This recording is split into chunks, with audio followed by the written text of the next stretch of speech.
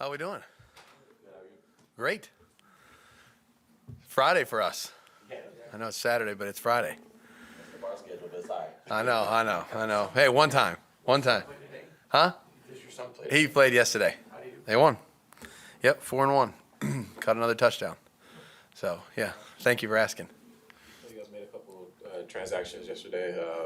One of them, waving Tyron Johnson and adding Albert Wilson to the practice squad. What kind of went into that swap that receiver? Well, and again, I think we have to wait a few days here to kind of, settle it all out here because, hasn't cleared through waivers and all the rest of it. So we'll kind of see how that goes and end up deciding ultimately what we need to do relative to the roster and the practice squad next week.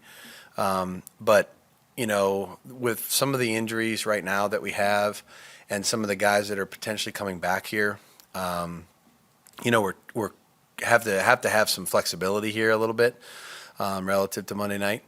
Can bring up two guys and elevate them, but we also may need maybe a third guy. The roster spot right now currently we're at 52, so it gives us an opportunity if we needed to bring another guy on the roster and elevate a couple guys. So just need a little bit of flexibility right now in the short term. And again, those are always difficult decisions in terms of what to do and who to do it with. So like I said, we'll see how it plays out here the next few days. How helpful is that extra day of you don't play till Monday? You have to have some guys obviously try and get back from injuries. Yeah, very. You don't get it much. You know what I mean? Obviously, this is usually a one-time shot. Maybe some teams play twice on it, but one time a year you get this 8-day window, and anybody that's nursing anything, I would say on both sides is probably helpful. Just gives us an extra opportunity here to try to get some treatment and some rest, and then also potentially get some practice time with those guys. So I know a lot of our guys are getting close. The guys that are kind of battling through some things. So hopefully it'll help us here in the next 48 hours. Josh, your resume, clearly you played in a million big games as a coach and all that, but I'm curious, does it ever get old Monday night and then to be able on the road with the team's biggest rival? No, it doesn't. You'll hear the music today. Look, it is what it is. It's a special event.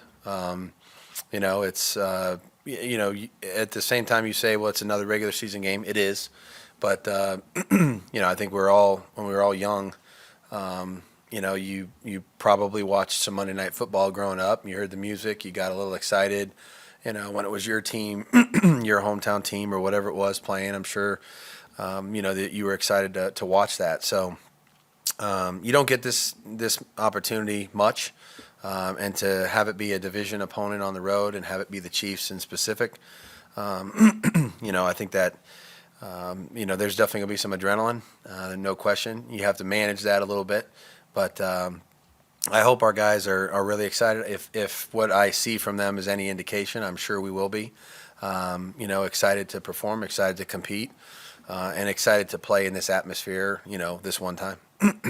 How tough was it to lose Justin? Looked like he played a pretty major role on Sunday for your run game, especially. Yeah, that's unfortunate.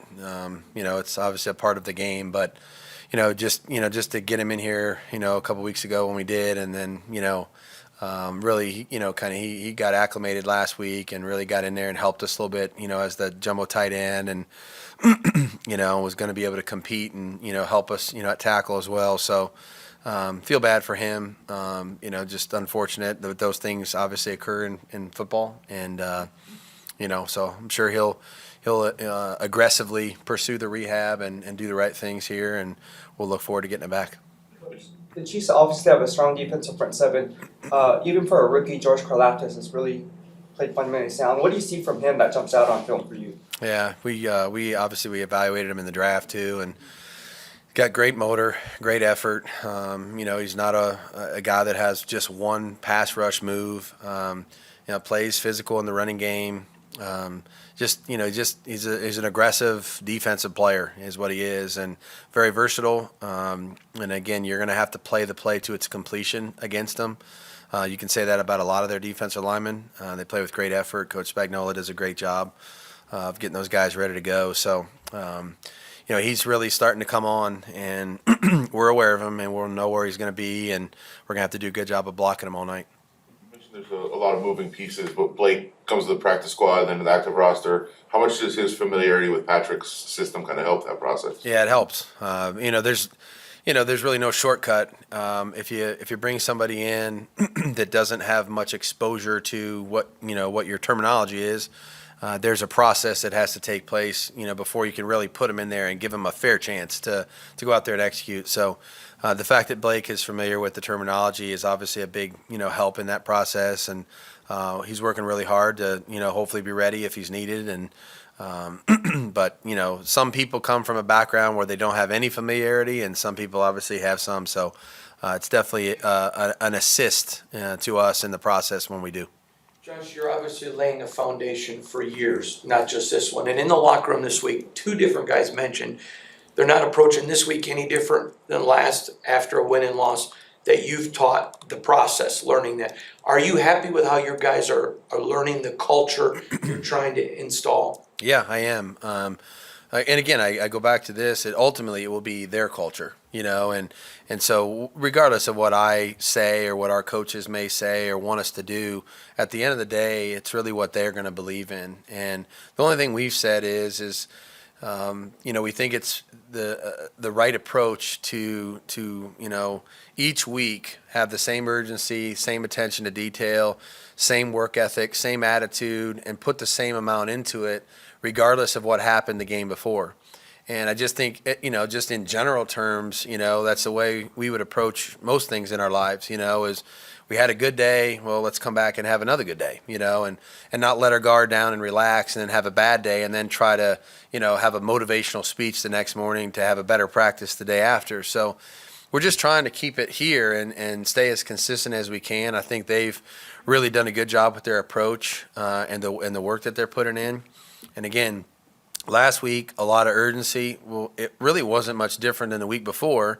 And okay, we win on Sunday, we come in this week, and really we want to have the same urgency, and the habit we want to create is a really good 7-day cycle of, you evaluate what happened, be self-critical, learn from it, figure out how we can get better, and then go and attack the next week the same way. And hopefully if you stack a bunch of weeks on top of each other, in December and January, you're playing your best football, and that's the goal. Coach, when you look at the Chiefs' run defense, they're really stout, the fewest in the league. However, you guys are really running the ball very well right now. When you look at them, what makes their run defense good, and does that change anything in your philosophy with Josh Jacobs? Yeah, they're a good defense in general. First they play with good technique and fundamentals. You can see that jumps off the tape. Use their hands well and try to close the space as much as they can in the running game. They challenge you with some different looks. There's going to be some pressures that you're going to have to deal with in the running game with some moving bodies in there when they do that.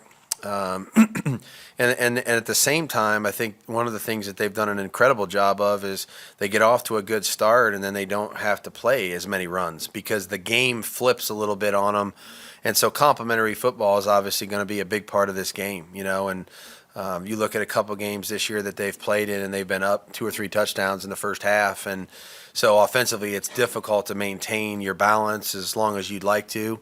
So being able to get off to a good start and trying to keep the game where we want it is going to be important for us to maintain our balance and try to stick in enough runs that, we can eventually, try to churn out a few yards. So there's not going to be any shortcuts with this one. We're going to have to play well as a group here on Monday night to be able to do that. Coach, Garrett's been on this team for almost twice as long as any other guy if you round up a little bit. When you came in, what kinds of things or what have you seen from him in terms of being sort of a carrier of institutional knowledge of the franchise? And, you talked a little bit about culture, but just what has he brought? Yeah, he's seen a lot of things, and he has a lot of experiences that he shares with his teammates, shared with some of us.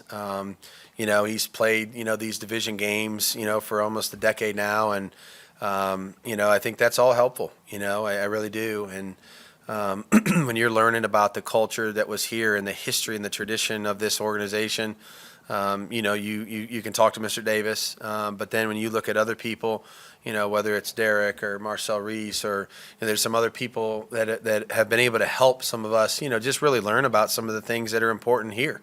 And we have we're coming from a different place, but at the end of the day, we're all Raiders, and so the people that have that significant history, I think he's been super willing to share with us, and I know how important it is for him to really play in these games and win. So, he's been a great leader for us, unselfish, and obviously he's helped a lot of people in this organization for a long time.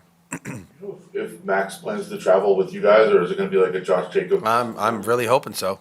The plans are for sure. Yeah, no question. Again, I don't really. I'm not an expert in give birth and everything else, but however that goes, it goes. So whenever the baby decides it's time, then we'll have to make a decision on that. So, look, I think that's obviously that comes first, and that's a experience he'll never get back. So, we'll see how it goes, and we'll do what we have to do as a football team. How many times a day you're checking your texts, seeing if He's right here. I called him last night, just asked how it was going. So, if they're eating spicy food or whatever, I don't know, whatever helps, right? Bouncing on the ball. what did you guys see out of Albert when you brought him in for trial and then signed Yeah. him? What did you see out of him? Had a good preseason. Albert's been a guy who's done some really good things with the ball in his hands.